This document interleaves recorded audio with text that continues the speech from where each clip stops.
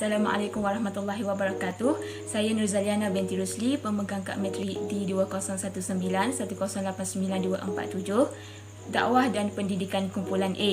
Buku yang saya pilih untuk diulas ialah Fiqh Al-Sirah yang ditulis oleh Muhammad Sa'id Ramadan Al-Buti dan diterjemahkan oleh Ustaz Muhammad Darussanawi. Buku ini merupakan terbitan Dewan Pustaka Fajar 1983. Buku ini secara umumnya menceritakan tentang sirah Nabi Muhammad sallallahu alaihi wasallam, di mana penulis mengupaskan tentang riwayat kehidupan Nabi sallallahu alaihi wasallam. Buku ini juga mengandungi ayat-ayat Al-Quran yang dihurai dan ditafsirkan oleh kejadian dan peristiwa-peristiwa sejarah hidup Nabi Muhammad sallallahu alaihi wasallam. Antara perkara yang terkandung di dalam buku ini ialah pernyataan Rasulullah SAW dalam usaha membina semula Kaabah, berkhulwah di Gua Hira, penerimaan wahyu, peringkat-peringkat dakwah Islamiah semasa hidup Rasulullah SAW, seruan secara sulit, seruan secara terang-terangan, penyiksaan dan sebagainya. Apa yang ingin saya ulaskan di sini ialah berkaitan dengan peringkat-peringkat dakwah Islamiah semasa kehidupan Rasulullah SAW, yang mana merupakan salah satu topik yang terdapat di dalam buku ini. Menurut Muhammad Sa'id Ramadan Al-Buti yang diterjemahkan oleh Ustaz Muhammad Darussanawi, semasa hidup Rasulullah SAW telah menempuh 4 peringkat dakwah yang berlainan, iaitu peringkat pertama, seruan secara sulit memakan masa selama 3 tahun. Peringkat kedua, seruan secara terang-terangan tanpa kekerasan berjalan sehingga berlakunya hijrah. Peringkat ketiga, dakwah secara terang-terangan menggunakan senjata untuk mempertahankan diri berjalan sehingga pembukaan Mekah Mukarramah. Peringkat keempat, dakwah secara terang-terangan mengangkat senjata terhadap mereka yang cuba menghalang perjalanan dakwah. Dalam peringkat inilah dipraktikkan syariat-syariat Islam dan perintah berjihad diturunkan. Nabi Muhammad SAW telah memulakan tugas dakwah yang telah dipertanggungjawabkan ke atas baginda, iaitu berdakwah secara sulit ataupun rahsia yang berlangsung selama 3 tahun. Nabi Muhammad SAW menyeru manusia Arab supaya menyembah Tuhan Yang Maha Esa dan menyingkirkan penyembahan berhala. Ianya dijalankan secara sulit agar kafir Quraisy tidak terperanjat dengan seruannya ini kerana mereka semua terlalu fanatik dengan penyembahan berhala. Sebagai langkah yang pertama, diajaknya mereka yang karib dengan baginda sahaja atau mereka yang kenal rapat dengan baginda. Antara mereka yang mula-mula menyahut seruan baginda ialah isterinya sendiri, iaitu Khadijah binti Khuwailid, seterusnya Zaid bin Thabit bin Shurahbil Al-Kalbi, Ali bin Talib, Abu Bakar dan mereka yang lain. Ketika pemeluk agama Islam telah meningkat 30 orang lelaki dan perempuan, maka Rasulullah SAW pun telah memilih satu tempat yang agak terpencil sedikit, iaitu di rumah Al-Arqam bin Abi Al-Arqam, dan di rumah itulah Rasulullah SAW menyampaikan segala taklimat, tunjuk ajar dan nasihat. Seruan ini telah berjaya memberikan hasil yang memuaskan, di mana hampir 40 orang telah menyahut seruan Islam. Kebanyakan mereka ini adalah terdiri daripada golongan fakir miskin dan hamba sahaya yang tidak ada tempat dalam masyarakat Quraisy. Seruan Islam telah mendapat sambutan yang tidak putus-putus dan orang ramai, baik lelaki ataupun perempuan, sehingga menjadi buah mulut dan perbualan umum di kota Mekah. Kemudian Allah Subhanahu Wa Taala pun meminta nabinya untuk menjalankan tugas secara terang-terangan dengan membentangkan perkara ini kepada orang ramai serta menyeru mereka beriman dengannya. Setelah Rasulullah SAW menjalankan tugas dakwahnya secara sulit selama 3 tahun, maka turunlah ayat Al-Quran yang berbunyi, Bismillahirrahmanirrahim, Fasda' bima tu'mar wa'arid 'anil musyrikin, yang bermaksud, maka sampaikanlah olehmu secara terang-terangan segala apa yang diperintahkan kepadamu dan berpalinglah dan orang-orang musyrik. Surah Al-Hijr ayat 94. Ayat ini memberitahu bahawa bermulanya dakwah Rasulullah SAW secara terang-terangan ataupun secara umum untuk menyeru ke segenap lapisan manusia kepada agama Islam, baik dari golongan bangsawan ataupun lapisan hamba sahaya, begitu juga kaum kerabat baginda sendiri ataupun orang-orang yang jauh. Dakwah secara terangan ini dijalankan selama 10 tahun.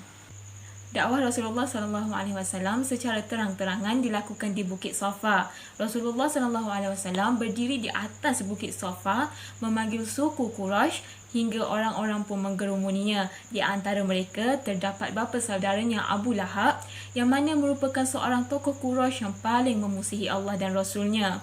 Kemudian Rasulullah SAW mengajak mereka masuk agama Islam. Orang-orang kafir yang tidak suka dengan ajaran Islam semakin membenci ajaran yang dibawa oleh Nabi Muhammad SAW. Setelah itu, Nabi Muhammad SAW pun mengumpul kaum kerabatnya yang terdekat dengan menyeru kaum kerabatnya untuk menyelamatkan diri daripada api neraka dan berhenti menyembah berhala. Namun, pihak Quraisy berpaling tadah dan mencemuh seruan baginda dengan alasan mereka tidak sanggup meninggalkan agama yang diwarisi oleh datuk nenek mereka yang telah sebati dan menjadi darah daging mereka.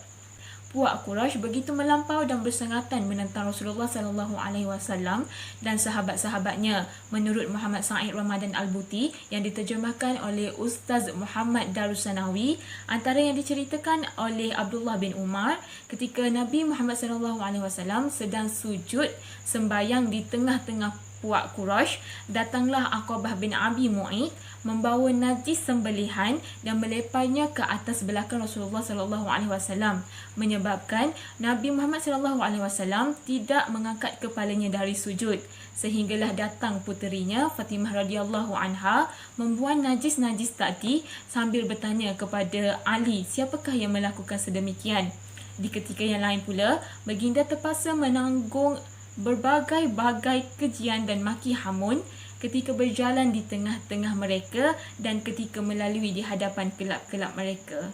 Sahabat-sahabat Rasulullah SAW telah mengalami 1001 penyiksaan sehingga terdapat di antara mereka yang mati kerana penyiksaan yang melampaui batas, manakala sesetengah yang lain pula buta dan cacat anggota dan sebagainya. Penyiksaan yang sedemikian rupa tidak sedikit pun melemahkan semangat keimanan mereka dengan agama Allah dan pada akhirnya Nabi Muhammad SAW berjaya menegakkan agama Islam dan syariat-syariat Islam dipraktikkan. Secara keseluruhannya, rahsia berdakwah secara sulit di peringkat permulaan bukanlah kerana Nabi Muhammad SAW takut sesuatu akan menimpa ke atas dirinya. Bahkan kerana baginda sedar ketika mana diturunkan ayat Bismillahirrahmanirrahim, Ya ayyuhal muddathir qum fa'anzir, yang bermaksud hai orang-orang yang berselimut, bangunlah lalu berilah peringatan. Surah Al-Muddathir ayat 1 hingga 2. Ayat ini menjelaskan bahawa Allah Subhanahu Wa Taala tidak akan membiarkannya keseorangan tanpa pertolongan dan perlindungan daripadanya.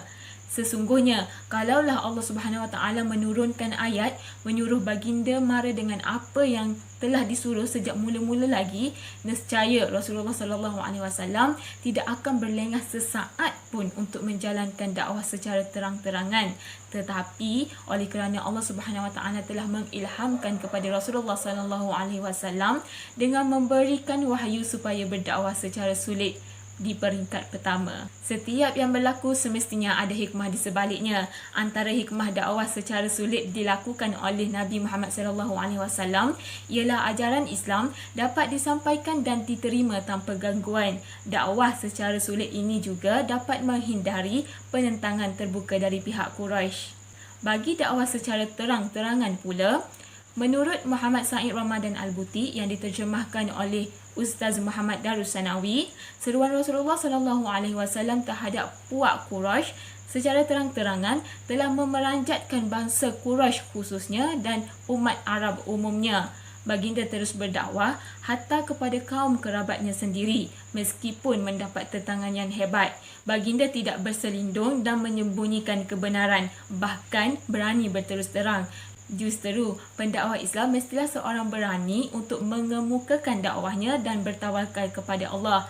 Juga menjadi tanggungjawab pendakwah untuk mempelajari ilmu pengetahuan dan berani menghadapi cabaran semasa melakukan dakwah.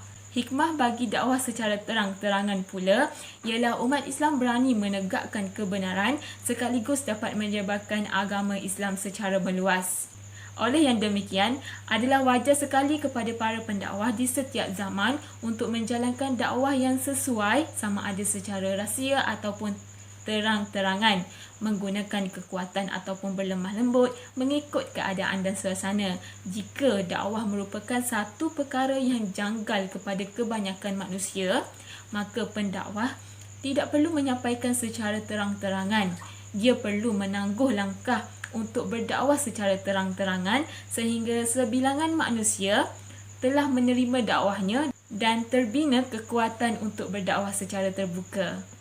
Pada pandangan saya, penilaian bagi buku ini berada di tahap yang baik. Hal ini kerana buku ini mengandungi sirah-sirah Nabi Muhammad SAW yang mana berfungsi untuk mengembalikan semula kefahaman dan kecintaan umat kini terhadap Islam.